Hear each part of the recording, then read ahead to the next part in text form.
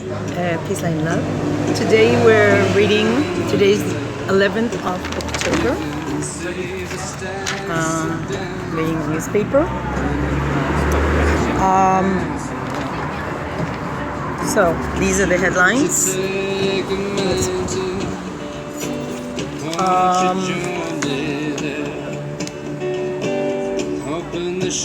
People in Israel are applying for licenses for weapons.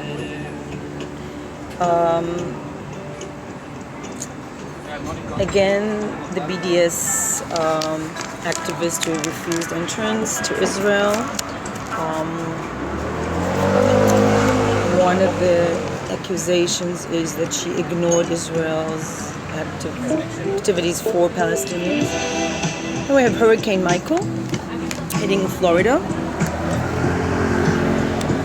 The strongest hurricane since 1851. It's horrible.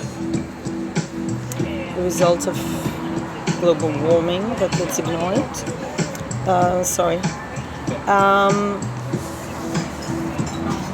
Two children were burned in an apartment.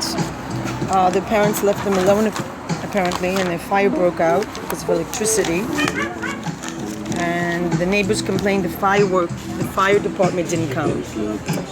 I don't know if my neighbor's apartment was on fire and there were children there. I don't know if I'd wait for the fire department. I think I'd storm in there and do something. I don't want to say anything about the population that area, but I truly don't understand that. You see flames of fire coming from your neighbor's apartment. And the sisters just ran out and they left those two toddlers to just burn to death. It's horrible.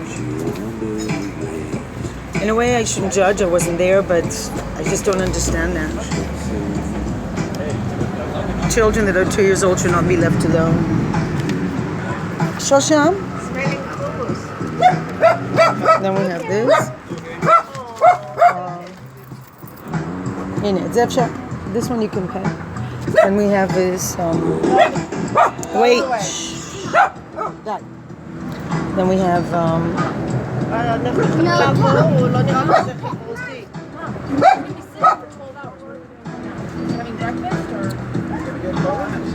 Okay, so I was going to talk about.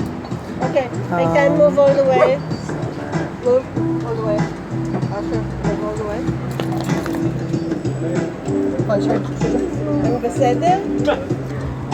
למה לא? Shosha. So,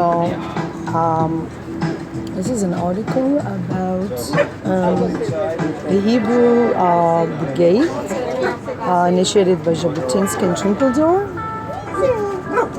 during the First World War, trying to free Israel, land of Israel from the Turkish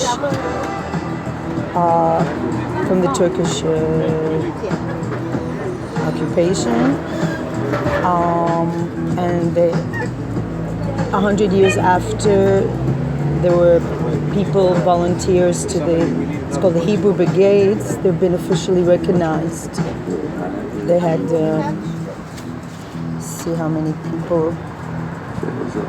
There were 5,000 Jews, third of them Americans, third of them from Israel, and third British people, British Jews, and Canadians, Argentinians.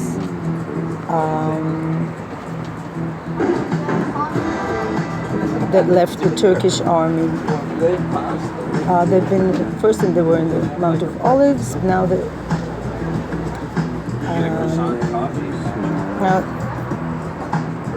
I didn't realize there was a British military army, military British cemetery in Mount Scopus. First they were buried in the Mount of Olives, and I guess and then they brought them to the British military cemetery in Mount Scopus.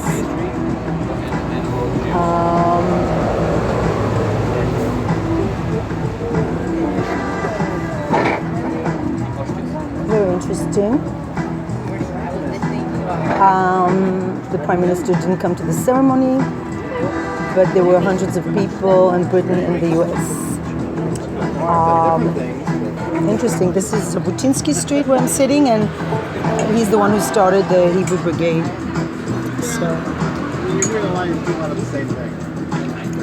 one story is Robert Pincus Marcus, a son of Aaron and Paula from London.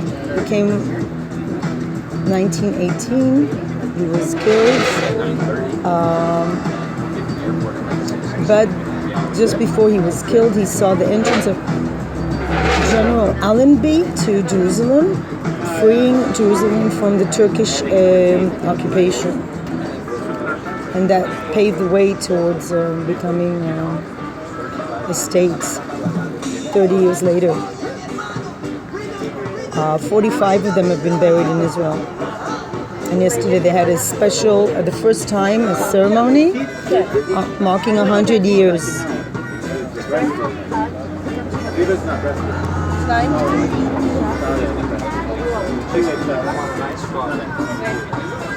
Very interesting episode.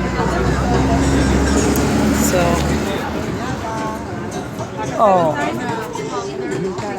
and then what else do we have?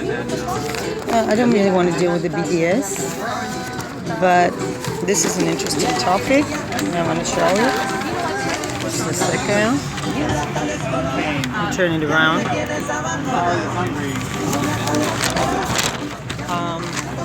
After the campaign in social media, the number of complaints to the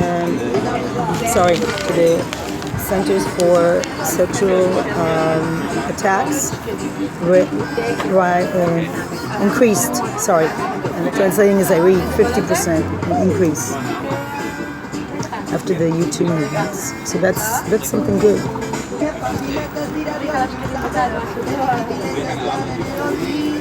And so it's called "I Did Not Complain" campaign. There's a rise in those seeking help. But we understand that a sexual attack is not against us. It wasn't our fault, and we have a choice not to turn to the authorities.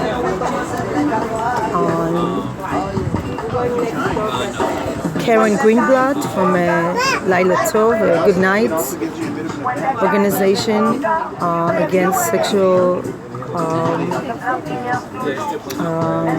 people bothering. I don't remember the word in English. Sorry. People being bothered, on creating a safe personal space at night. It's very encouraging. You see the campaign has effect. There's more awareness in the public, legitimacy for dealing with attacks against women. I think that's very good too. Yeah. So, let's see what else.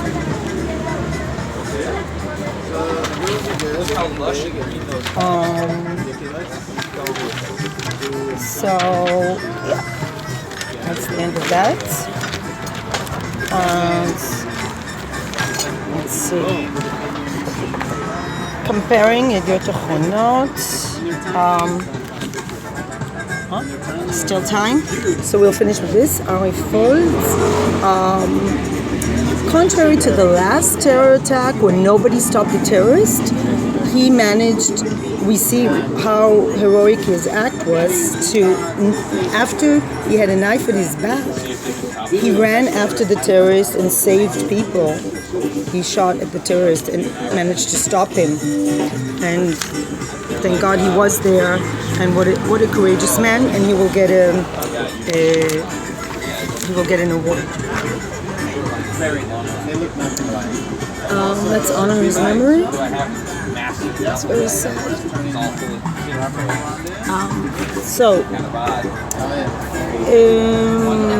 This was last month. He was stabbed to death by a young terrorist, 19-year-old, I believe. Eifold was very active in explaining the Israeli position. Although I don't necessarily have to agree with his politics, you have to agree that he managed to stop terrorists by shooting at him after he had a knife in his back. He ran after him. Unbelievable courage.